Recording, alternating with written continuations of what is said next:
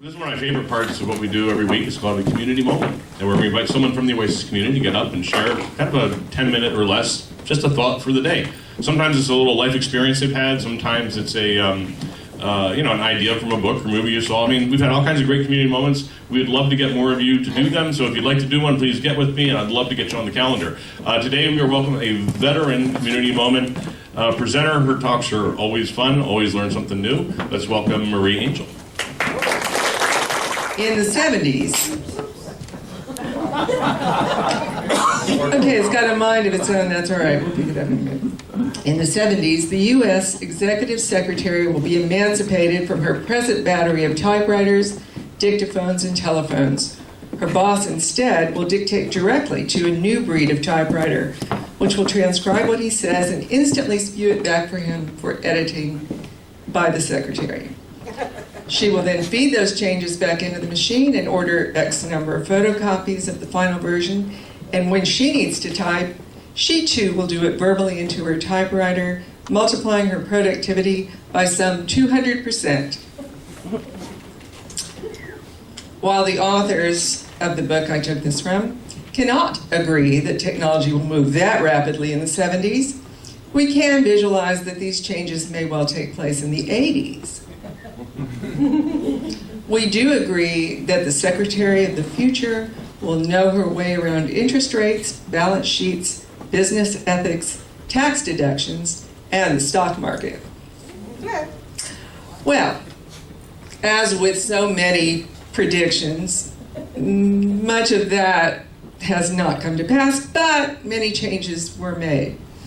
And the world looks very different today. How many of you have secretaries in your office? A few. But they're not called secretaries. They're called administrative assistants. And their work is probably somewhat different. It's certainly different. I began working as a secretary in 1974. And what I'm wearing today, that's why this is part of a prop, is not dissimilar to what a fashion-forward young secretary would wear. Certainly someone of my age would probably not be wearing this, and it might be a little bit shorter, but still office appropriate. Certainly a woman of my age would not be wearing orange tights. But so if I were transported back to 1970 today, I might get a few glances. And certainly my hair would be inappropriate because a woman of my age would not wear her hair long and down. So I would say that for the most part that has improved, as has some other fashions perhaps, though not always. This coat was actually purchased by me to wear in 1972 when I was still in high school. So yes, we did wear things like this. And this coat, if any of you noticed when I had it on or put it on, it comes to about right here. And in those days, you didn't wear a dress that was longer than your coat. So that's just a little fashion fact that I would have been appalled if my dress showed out from under that. So let me tell you that things are a little different now for me. I'm so appropriate. But in any case, this book is a handbook, the Professional Secretary's Handbook. It was written in 1971. It has a lot of good information about how to run an office. Some of this is probably still taught if to the extent that there is administrative training today, which some people do get. Probably a lot of that is still pertinent. We still file things. We still have paper. The paperless office that was foretold in my day has not come to pass. And there's good and bad to that, as I'm finding. But in any case, there's a lot about how to run an efficient office and things to do. But there is advice in here that we no longer consider to be sometimes legal. Certainly not an accepted business practice. Generally, it is not expected that your secretary will run personal errands for you unless you are an executive secretary perhaps, or a personal assistant, and that is explicitly stated. It is not simply understood that you will do that. You will not likely have to be trained, as this handbook does, in how to fill out your boss's personal Christmas cards, how to appease him, how the fact that he is always a man, and you are frequently referred to as a girl, as in, my girl will take care of that, which even in the 70s when I began working, I found appalling, but it was still accepted practice, and I was called, oh, my girl will take care of that, until I stopped working as a secretary in 1984. So we have come a long way in that regard. We do tend to promote women into positions of power. We do, not as much as we should, but it's coming along. Certainly it's come a long way from 1971. I did not, when I worked for large corporations, I never had, as a secretary, I never had a female boss. There were some, occasionally, there were supervisors of the typing pool, or sometimes women who did manage certain aspects of office staff, but generally no actual women who would be considered managers or bosses. In this book, very early on, it is given that your appearance, this is stated in very big letters, your appearance is your greatest asset. Now, it's not stated that so that you will catch a man at the office, though sometimes people did catch a man at the office, and they still do, although again, we have to be careful. But rather that your appearance reflected on your boss and was part of your professional demeanor, which is still true because humans judge people by how they look and how they dress. But the expectation was there much more for the secretary than it was for anybody else in the office. There were expectations of how you would dress, but the kind of care that was expected, the kind of attention to being appropriate and keeping up with latest trends without being trendy, there was a lot of talk about that. There's a formula, in fact, of how to dress that is given in this book that is quite lengthy that I won't get into. But they do say things like, smart-looking career girls wear heels in the office. Every girl should have a full-length mirror and use it. Jewelry should be simple. I'm quoting now, please remember, 1971. Nothing is more distracting to a man than having a bracelet playing a symphony on his desk while he is working on a weighty problem. For those of you who watched Mad Men and wondered if it was really like that, kinda. That attitude was there. In fact, they didn't even talk about it as much in Mad Men as it really was. That was kind of understood, that you didn't disturb the man while he was working on important business. In any case, we, of course, now, when we say secretary too, we tend to think of women. And of course, originally, scribes, if you go back far enough to when there were professional scribes, they were all men. And well into the 1800s, all secretaries, all of that kind of work was done by men, of course. I would say virtually there were no women. But, as is often the case, when wars happen, things sort of change. And in the Civil War, because of a shortage of men, the U.S. Treasury Department had to hire 1,500 women to do secretarial work. This was unheard of. And upon the heels of that, and industrialization and the changes that were happening in the world, the typewriter was invented. And I have a typewriter here, and it is a portable typewriter, probably only weighs about 15 pounds. and it is a fairly old one, but it is a manual. And I actually learned to type on a typewriter like this, though I did not use a typewriter like this in the office, because by the time I was actually working, the IBM Selectric, yes, the IBM Selectric had been invented. And believe me, the IBM Selectric is like having the latest iPhone compared to this. So that was like, oh, it was a miracle. It was a miracle to have an IBM Selectric. They were lovely. I've thought about searching them out and buying one just because I loved my IBM Selectric so much. And that was what I used all through my career as a secretary. And they were still common probably well into the 90s at least, even in offices that, and maybe still around some, because even when computers started to appear on people's desks, you still had to fill out forms and things like that you couldn't really do on a word processor, that we weren't equipped to deal with all of that, printing, all that. Long story, the changes in the world are so vast we can't get into all of it now.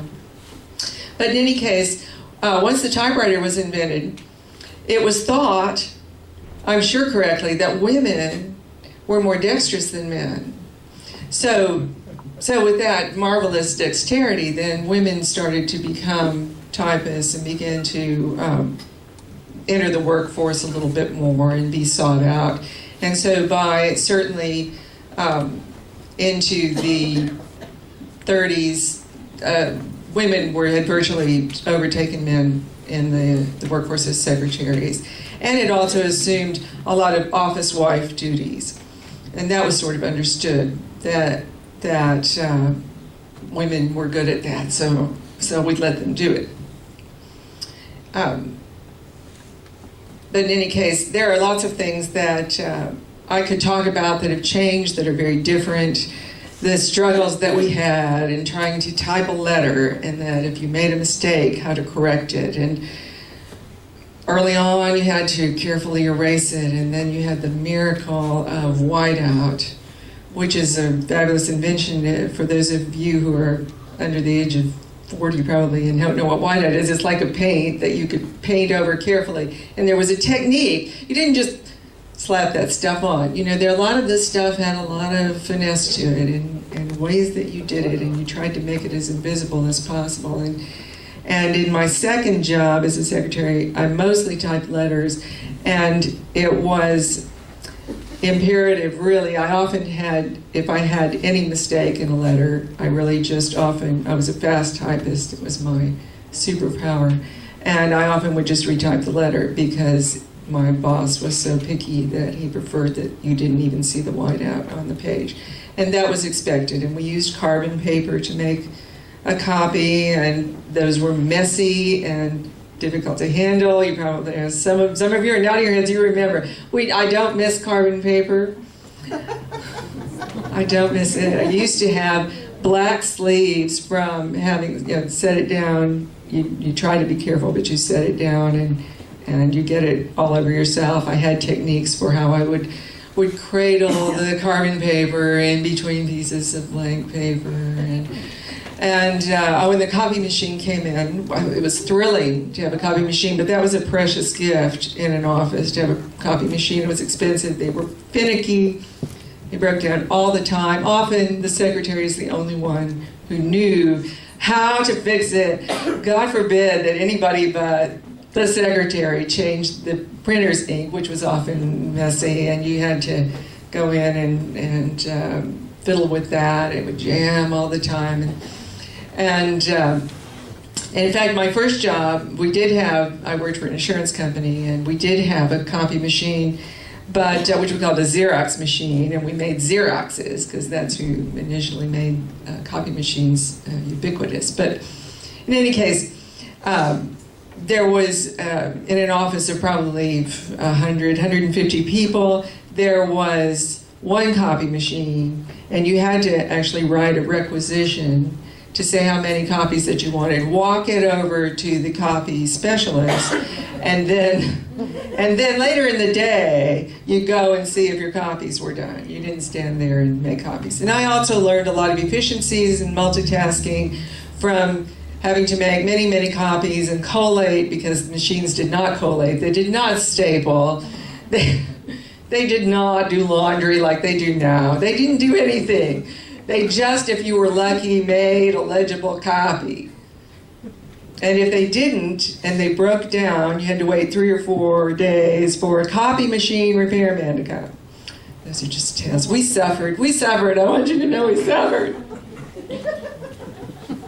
But in any case, the one thing that I found when I moved on from secretarial work was that, actually I'm going to move this closer to me now because I'm going to have to use this stand, is that a lot of that, most of you are now your own secretaries, but I did learn a lot of good skills that I applied when I went into accounting, and because we were still handling a lot of papers and doing that sort of thing.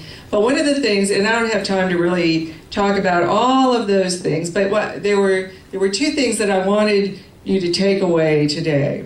And the inspiration for this talk came from having a discussion with my daughter Emily. And I mentioned that I knew how to fold. I showed her how to fold a piece of paper so it would fit in an envelope. And I also, in the course of that, and she marveled at this. How did you know this? How did you know it? I was taught it when I was learning to become a secretary. And she also didn't know why we put CC on one or no emails, generally, not letters. What she knew that meant, that was sort of, you weren't the primary person that you're sending the CC to, and it probably had something to do with the copy. But what? For those of you who are under the age of 40 again, CC stands for carbon copy. There's I've learned in my because I did look this up, because I thought, well, I wonder, what they're telling people now. There's sort of a rumor going around that the CC, stood for carbon copy, but obviously we don't do that. So now let's call it a courtesy copy. Oh. It's all sort of silly because we usually put it on emails, which are really not copies at all. So it's just like we dial a telephone now, even though we don't dial a telephone anymore. We have a lot of archaic language in English, so let's just give a nod to the secretary and keep carbon copy. And I'm sure most of you know that PS stands for postscript, which comes from Latin of postscriptus or scriptum or something for those who actually speak Latin. But in any case, that is actually, the PS has actually been, carbon copies are a 20th century invention, but the PS dates back to the 1500s. So that's the first recorded use of PS. So now you have a fun fact for parties. But in any case, I want to show you today my secretarial secret for folding a piece of paper so it fits in an envelope, a piece of paper. Generally, you don't send a blank piece of paper, by the way, and that's another hint, just free of charge. But to fold a letter so it fits perfectly in an envelope, you put it in a cylinder so that it basically, you can see that the inside side is about the same size as the outside side. And when you get to that point, you crease it, and it will fit in your envelope. Voila. Yes, a question. I can expect a question. What was the question? I'll just witchcraft. Oh, witchcraft. I thought you said question. Yes, witchcraft. Oh, Susan has a question. Well, I was just thinking when you mentioned postscript, that would really suggest that you can't go back and redo your whole document. You may have missed something in the whole thing, and so that really predates electric or whatever. Oh, yes, it goes way back, and yes, indeed, and I'm sure that it did, as Susan makes a very good point, that it really did come not just as an afterthought, but probably as an addendum, really, and saying, well, because everything was so slowly written out by hand. And now we tend to use it almost, I tend to use it as sometimes as a slight clarification or often as sort of a joke. But that may just be me. I don't really know how much it's used in business correspondence anymore. It used to be fairly common. But in any case, yes, go forth and secretary. Oh, you have a question? Well, no question. You mentioned the copy machines. Yes. You didn't say anything about the size and the weight. Oh, yes. Well, yes. They were real big. You did not set them on your desk. They were giant devices. Heavy. Very heavy. Yes, they were brought in by when they were hugely expensive. I mean, they were the most expensive thing in an office. Yeah, and mostly they were rented or leased. Okay, you guys can continue reminiscing over yes. lunch. We have All to right. get going. Okay, let's make 3 for, Thank you. well,